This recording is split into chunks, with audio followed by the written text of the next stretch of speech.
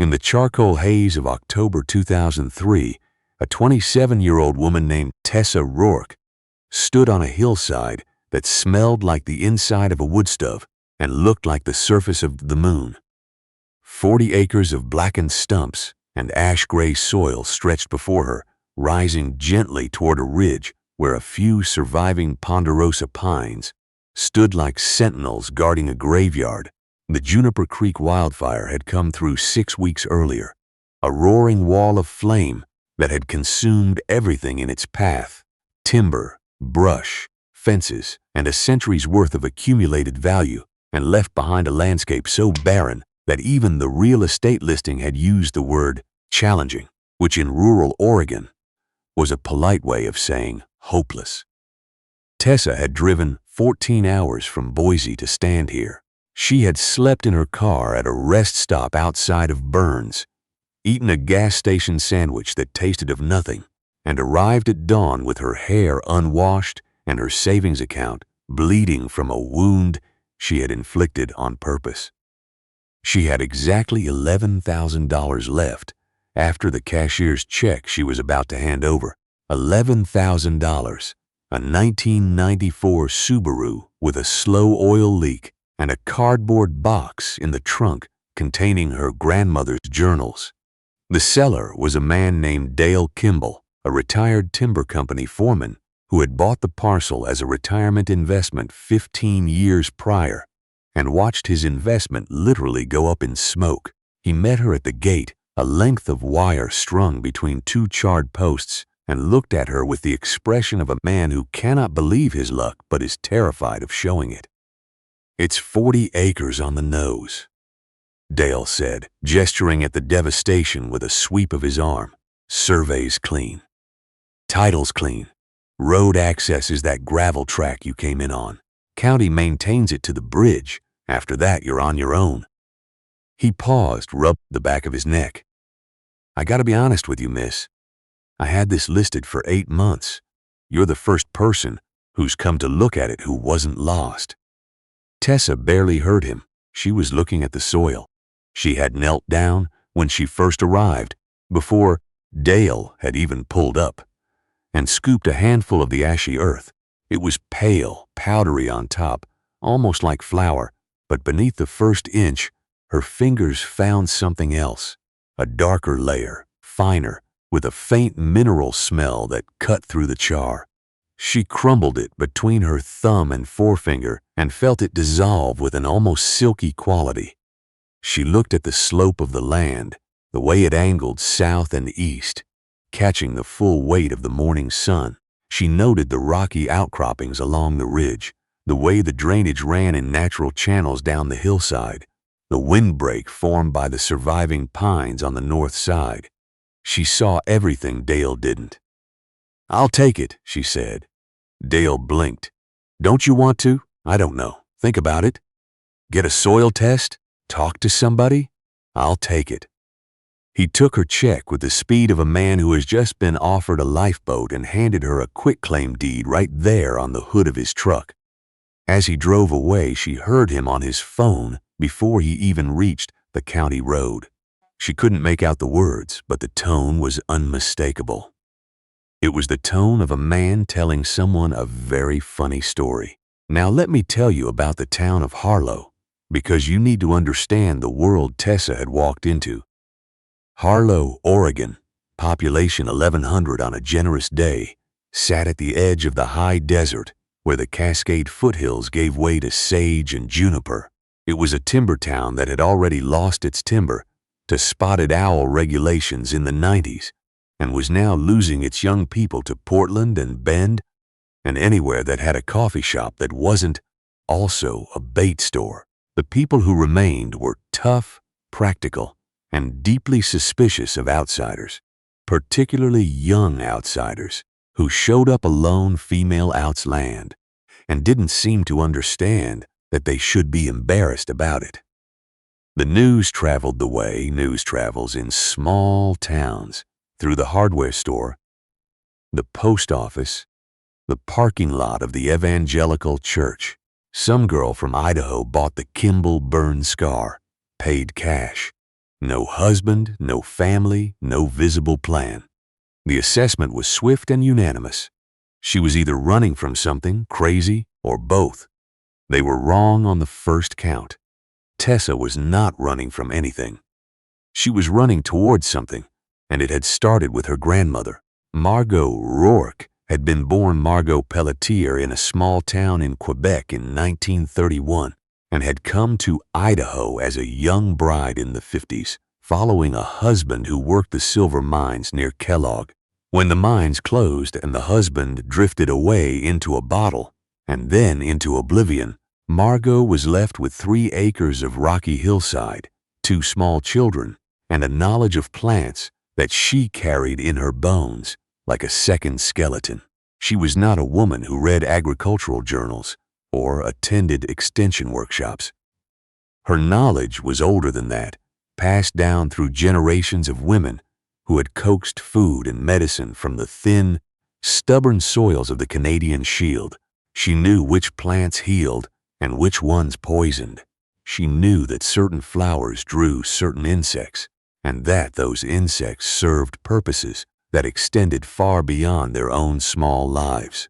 She kept notebooks, dozens of them, written in a cramped mixture of English and French, filled with observations that read more like poetry than science.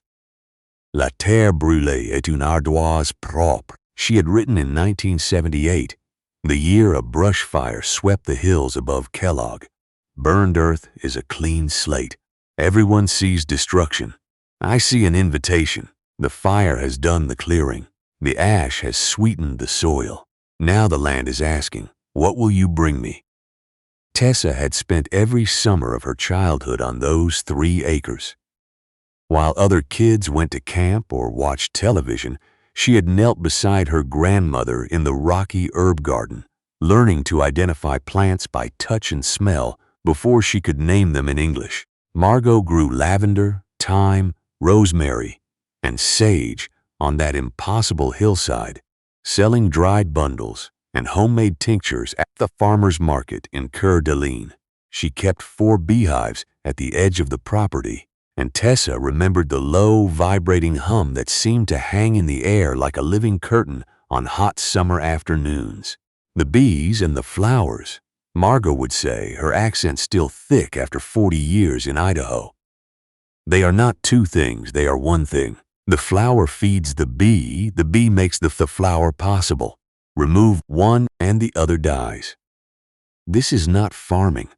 This is a marriage. Margot had died when Tessa was 22, leaving behind the 3 acres, a small house with a leaking roof, and the box. Tessa had sold the property to pay for nursing home debts, keeping only the journals and a jar of dried lavender that still, impossibly, carried a faint ghost of fragrance years later. In the 5 years between her grandmother's death and that October morning in Harlow, Tessa had worked a succession of jobs that paid the bills: waitressing, data entry, a brief stint at a plant nursery in Boise, where she was the only employee who understood why the Japanese maples were dying. She saved every spare dollar with a discipline that bordered on obsession, eating rice and beans, driving her leaking Subaru, turning down every invitation that cost more than the price of a library card. She was building toward something, and when she saw the listing for 40 acres of burned land in Harlow at a price that made her heart stop, something $12,000 for what would have been a $60,000 parcel before the fire, she knew the land was calling. Let me explain the plan, because the plan is the heart of this story, and without understanding it, you cannot appreciate what happened next. After a wildfire, most people see ruin. They see dead trees, blackened earth, and the absence of everything that was there before. What they do not see is what the fire has left behind. A wildfire, particularly a hot one that burns through decades of accumulated duff and brush, does something remarkable to soil. It clears the competition. It removes the dense root systems and the chemical inhibitors that established plants use to prevent new growth.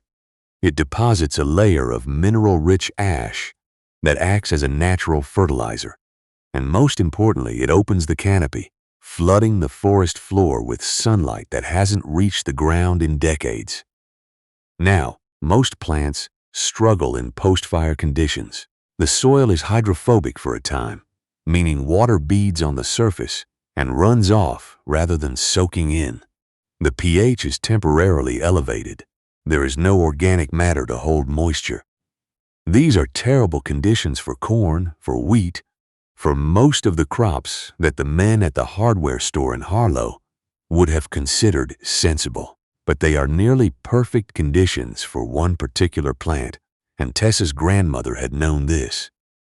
Lavender, Lavandula angustifolia, the English lavender that thrives throughout the Mediterranean, has a set of requirements that reads like a description of burned hillside land.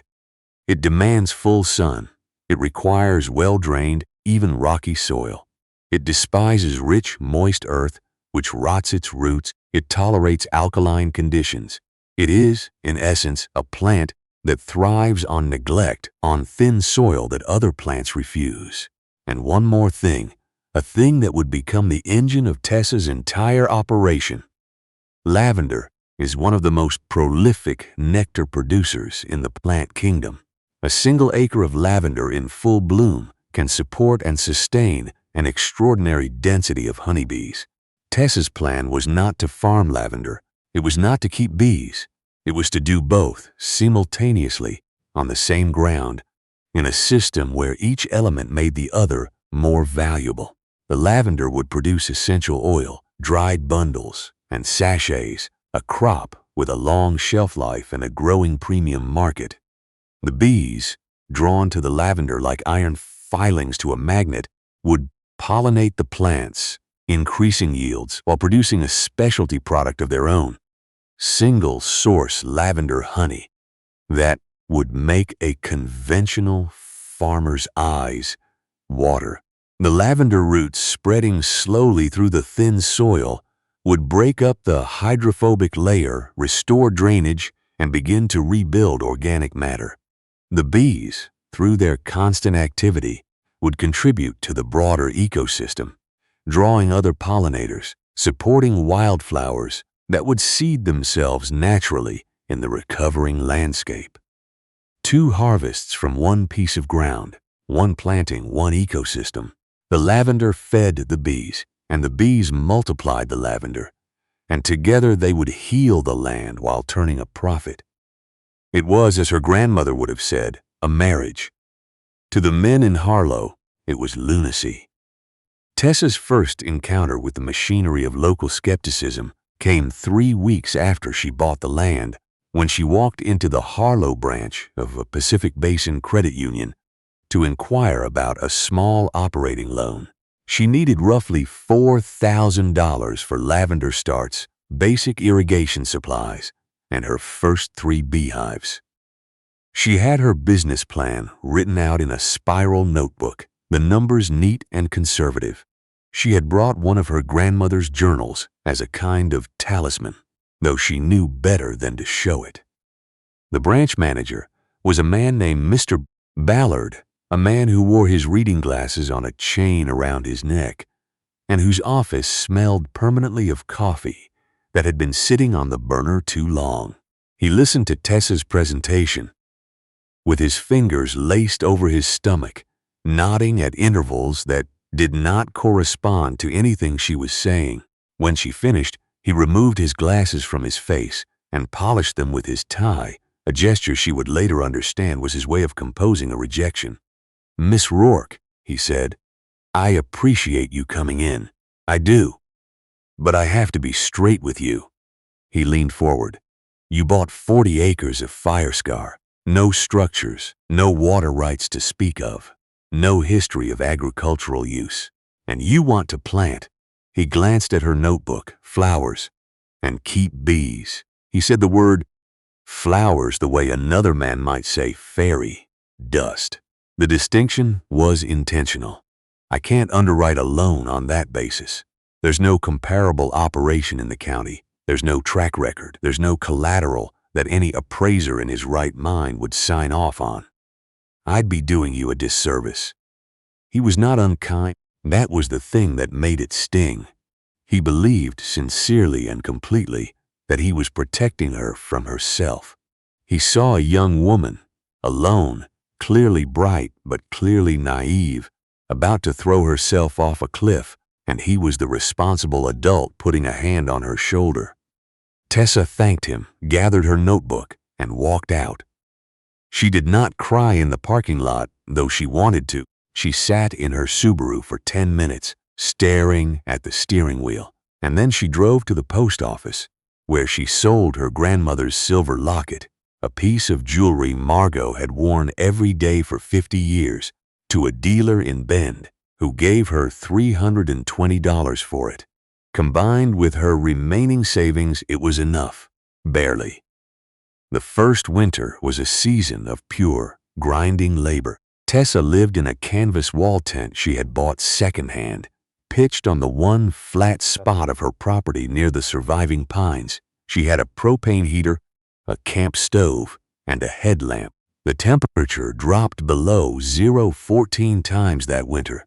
She woke each morning to frost on the inside of the tent walls, her breath hanging in thick clouds, her fingers numb before she could lace her boots. She spent those months preparing the ground. With a rented rototiller and her own back, she broke the top crust of the burned soil, turning the ash layer into the mineral earth beneath. She hauled rocks by hand, hundreds of them, building low terraces along the contour lines of the hillside to prevent erosion and create planting beds. She dug a shallow well by hand, striking water at 19 feet, and rigged a gravity-fed drip system using PVC pipe and salvaged fittings. The work was brutal. She lost 15 pounds she could not afford to lose. She developed a persistent cough from the ash dust that settled in her lungs on dry days. The people of Harlow watched with the grim fascination of spectatored. The mail carrier, who had to pass her gate, reported her progress to anyone who would listen. She's living in a tent up there, hauling rocks like a mule. The woman at the hardware store, where Tessa bought her PVC fittings and duct tape, was politely concerned. You know, honey, there's no shame in cutting your losses. That land, it's been through a lot. Sometimes things just don't come back. Tessa smiled, paid for her supplies, and drove back up the hill. In March, she planted 1,200 lavender starts, purchased at wholesale from a grower in the Willamette Valley who had given her a discount out of what Tessa suspected was pity. She planted each one by hand, spacing them 18 inches apart in the terraced rows, pressing the soil around each small root ball with her fingers the way Margot had taught her, firm but not tight, giving the roots room to breathe. The work took 3 weeks. Her knees were raw. Her shoulders seized up each night so badly that she had to sleep with a heating pad wrapped around her neck. When the last plant was in the ground, she stood at the bottom of the hillside and looked up. 1,200 small green tufts in rows that followed the curve of the land, separated by the stone terraces she had built by hand. It looked fragile. It looked, if she was honest with herself, a little pathetic. 1,000 tiny plants on a scorched hillside. Against the blackened stumps and the pale, ashy soil, they looked like a gesture of defiance that the land had not yet decided to accept. That spring, she drove to a beekeeper in Madras and bought 6 nucleus colonies, small starter hives with young queens, at $400 for the lot. She set them on a level shelf of ground at the southern edge of the lavender field, oriented to catch the morning sun. She had read every book on beekeeping she could find at the Harlow Library, which amounted to 2, and supplemented her knowledge with her grandmother's journals, which contained observations about bee behavior that Tessa had never seen in any published text. Do not force the bees, Margot had written. Do not move the hive when you think it should be moved. Watch where they fly. Watch what they choose. The bees know what they need. Your job is not to command. Your job is to provide, and then to pay attention. The first summer was a study in anxiety. Lavender is a perennial, meaning the first year's growth is primarily structural, the plant establishing its root system rather than producing significant bloom. Tessa's 1,200 starts grew slowly, cautiously, sending down roots into the mineral soil and producing modest gray-green foliage, but almost no flowers. The bees, finding little lavender nectar, ranged far from the hives, foraging on wildflowers and sage in the surrounding hills. They survived, but they did not thrive. Tessa harvested nothing that first year, not a single bundle of lavender, not a single jar of honey. The word in Harlow hardened from curiosity into verdict. She had been there nearly a year. She was still living in a tent. She had planted flowers on a burn scar and they hadn't flowered. She kept bees that made no honey. The math was simple and merciless. The girl was done. Let me pause here and ask you something. Have you ever stood at the exact midpoint between faith and doubt, where the evidence in front of you says stop, but something deeper, something you cannot name or defend or prove to anyone, says keep going? Have you ever held a belief that felt like carrying a stone uphill, a belief that grew heavier with every day of silence from the world, with every raised eyebrow and pitying smile, until you were not sure if what you carried was conviction or just stubbornness dressed in better clothes? That was Tessa' second winter. She had spent nearly everything. Her Subaru needed a transmission repair she could not afford. She heated the tent with the propane heater and read her grandmother's journals by headlamp and tried not to calculate the number of days her remaining money would last. She found an entry from 1969, written during a hard winter when Margot's herb garden had been buried under 3 feet of snow and the bees were clustered silent in their hives. Patience is not waiting, her grandmother wrote. Patience is trusting what you have already done. The roots are working beneath the snow. The queen is alive in the center of the cluster.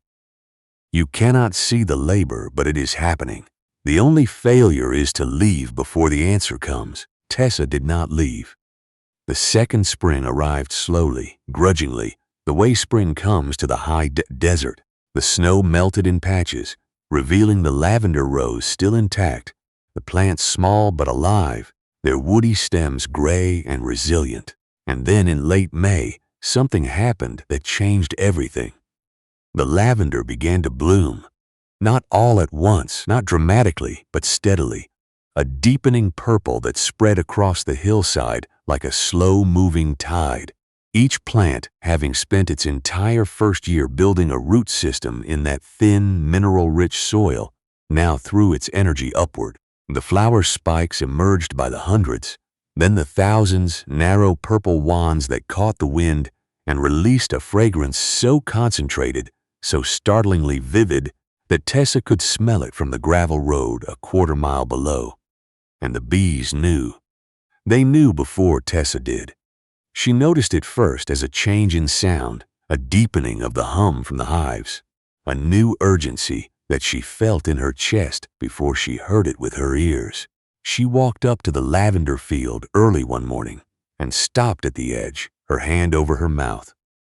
The air above the rows was thick with bees, not just her bees, but wild bees, native bumblebees, sweat bees, mason bees, drawn from miles around to a nectar source that was in the burned and barren landscape of the post-fire hills. The lavender was vibrating. Each flower spike trembled under the weight and movement of dozens of pollinators. The sound was extraordinary, a deep, resonant chord that seemed to rise from the earth itself. That first real harvest came in late July. Tessa cut the lavender by hand with a pair of kitchen shears, bundling the stems with twine, working from dawn until her hands cramped and her back locked. She hung the bundles to dry in a makeshift shed she had built from salvaged lumber and corrugated tin. the shed filled with a fragrance so dense it was almost narcotic, and when she sat inside it at the end of a long day, surrounded by the purple weight of her harvest, she allowed herself, for the first time, to believe. She drove the dried bundles to the Saturday market in Bend, 70 miles away, in the back of her Subaru, which she had coaxed through its transmission problems with a combination of prayer and transmission fluid. She had no booth, no sign, no marketing plan. She set up a folding table with a hand-lettered cardboard sign that said, "Harlow Hill Lavender," and stacked her bundles in mason jars and tied bunches. She sold out in 3 hours. The women at the market, the yoga instructors, and the retirees and the tourists from California, they picked up the bundles and buried their faces in them, and their eyes went wide. This was not the faint, dusty lavender of potpourri sachets. This was something else, something sharper and deeper and more alive, a concentration of fragrance that came from plants growing in thin, stressed soil under relentless sun, plants that had poured everything they had into their flowers because that was all they could do. She made $460. She sat in her car in the market parking lot and counted the bills twice, and then pressed them against her forehead and breathed. It was not a fortune, but it was an answer. The honey came 2 weeks later. She pulled the frames from the hives with hands that shook slightly, not from fear of the bees, which she had long since learned to move among calmly, but from anticipation. The frames were heavy, each one dense with capped honeycomb. She extracted the honey in a borrowed centrifuge, filling mason jar after mason jar with a substance that stopped her breath. It was not the amber gold of clover honey or the dark molasses of buckwheat. It was pale, almost translucent, with a faint lavender tint, and when she tasted it, touching a fingertip to the surface and bringing it to her lips, she tasted something she had never tasted before. Sweet, yes, but with a floral complexity that lingered on the tongue, a whisper of the hillside itself, the mineral soil, the dry air, the purple fields baking in the high desert sun. It was, in a word, extraordinary. She brought 6 jars to the next market in Bend. She priced them at $18 each, which felt outrageous. They sold in 40 minutes. A woman who owned a specialty food shop in Portland asked if Tessa could supply her with a case a month. A chef from a restaurant in Bend tasted a sample and ordered 2 cases on the spot. That second year, Tessa Rourke made $11,000. Exactly what she had left after buying the land. She had broken even. She had not yet proven anyone wrong, but she had proven something to herself, something that mattered more. The system worked. The lavender fed the bees, and the bees fed the lavender, and the land, the burned and blackened and written off land, was healing beneath both of them. She could see it in the soil, which was darkening, as the lavender roots broke down the hydrophobic layer and began to build new organic matter. She could see it in the insects, not just the bees, but butterflies and beetles and species she couldn't name, returning to a landscape that had been silent and sterile a year before. She could see it in the volunteer plants, the native grasses and wildflowers that were beginning to seed themselves between the lavender rows, as if the land, once given permission to recover, was remembering what it had been. Year 3, she planted another 800 starts, expanding up the hillside. She added 12 more hives. She began distilling her own lavender essential oil, using a copper alembic still she built from plans she found in one of her grandmother's journals, a design that Margot had sketched from memory of a still her own mother had used in Quebec. The oil was potent and pure, and it opened a new revenue stream that dwarfed the dried bundles. Year 4, she made $32,000. Year 5, she made $51,000.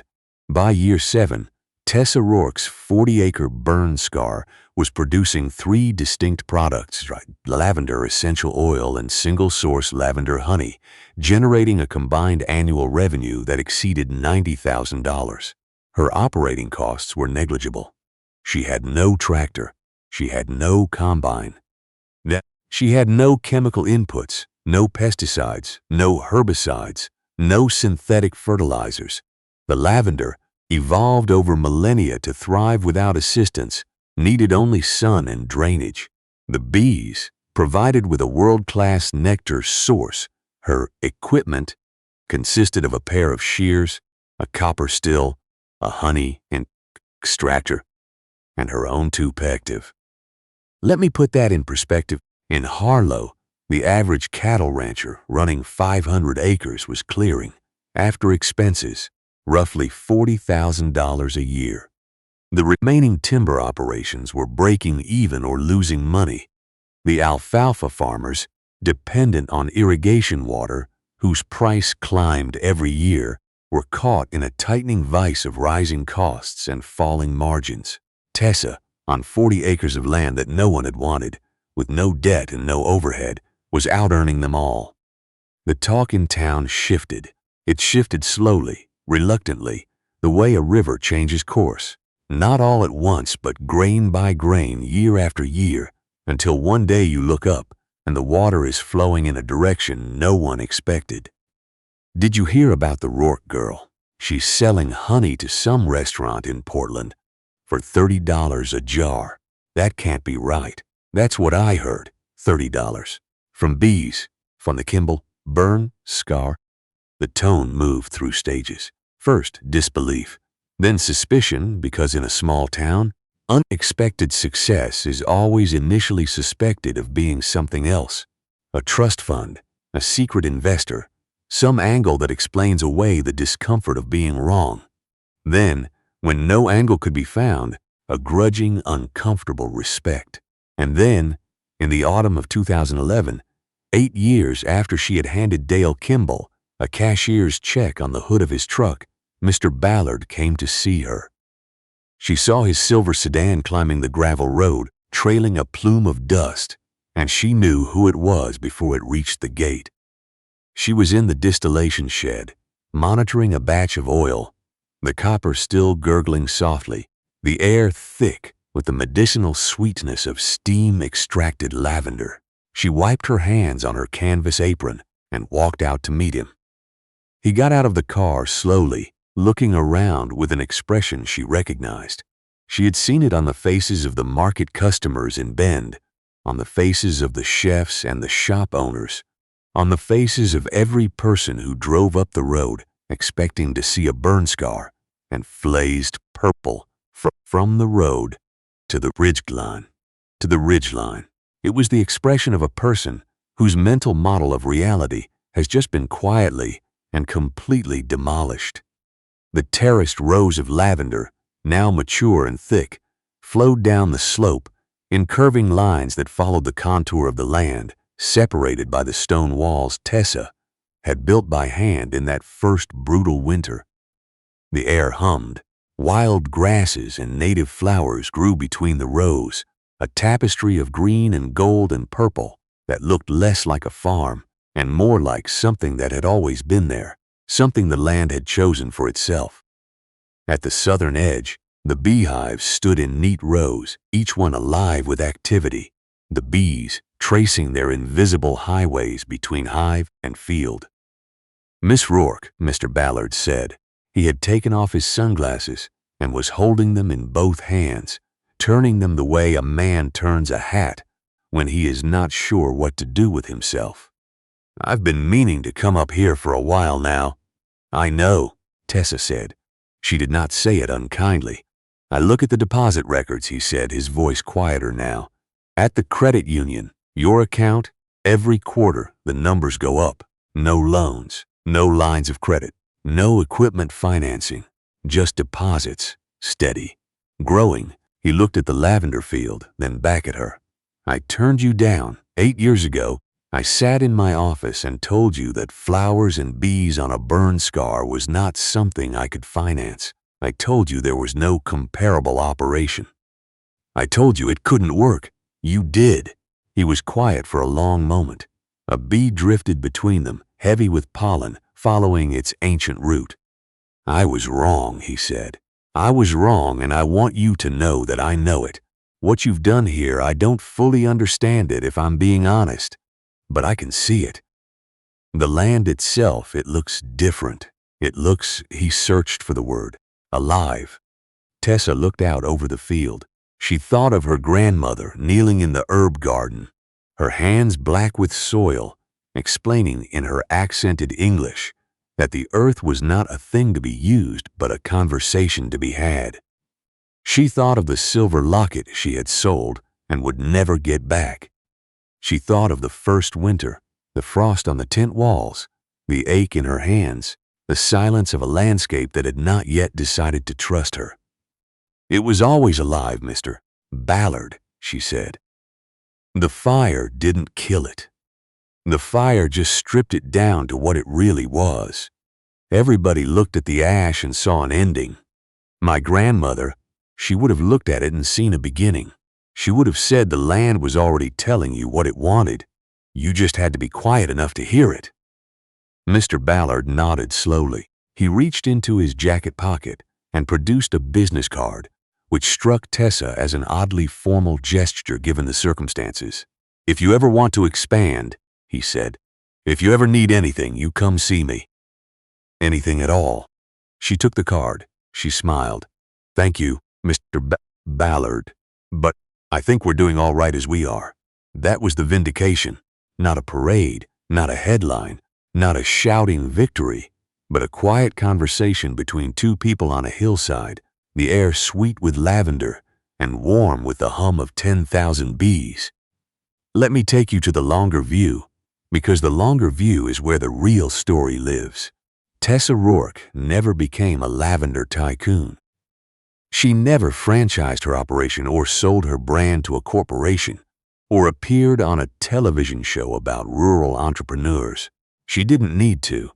She expanded her original 40 acres to 80, buying an adjacent parcel of burned land from a neighbor who was happy to unload it at a price that, to Tessa, felt like a gift. She built a small house on the property, simple and efficient, with a porch that faced the lavender field and caught the evening light. She paid cash for every improvement. She never carried a dollar of debt. But the thing she did that mattered most was not the farming. It was the teaching. As word of her operation spread, first through the specialty food networks and the organic farming conferences, and then, inevitably, back to the community that had dismissed her, people began to show up at her gate. Some were curious neighbors. Some were young farmers looking for an alternative to the industrial model that was grinding them into powder. Some were women, specifically, women who had been told that their ideas were too small, too strange, too impractical to deserve support. She showed them all the same thing. She walked them through the lavender rows and explained the root system. She opened a hive and pointed to the queen and described the relationship between nectar flow and honey quality. She showed them her grandmother's journals, the French-English entries, the sketches of plants, the observations about soil and weather, and the behavior of bees. She was not teaching a technique. She was teaching a way of seeing. "The land is not your enemy," she would tell them, standing on her porch with a jar of pale lavender honey catching the light. "The land is not even your tool. The land is your partner, and your partner has been talking to you your entire life. The only question is whether you've been listening. Today, if you drive through the hills east of Harlow, you will see something that was not there 20 years ago. You will see lavender, not just Tessa's original field, but new plantings on neighboring properties, on hillsides that were burned or rocky or dry, on land that had been written off as worthless by people who only knew one way to farm. You will see beehives at the edges of these fields, white boxes gleaming in the sun. You will see hand-lettered signs at the end of gravel driveways advertising lavender, honey, lavender oil, and dried bundles.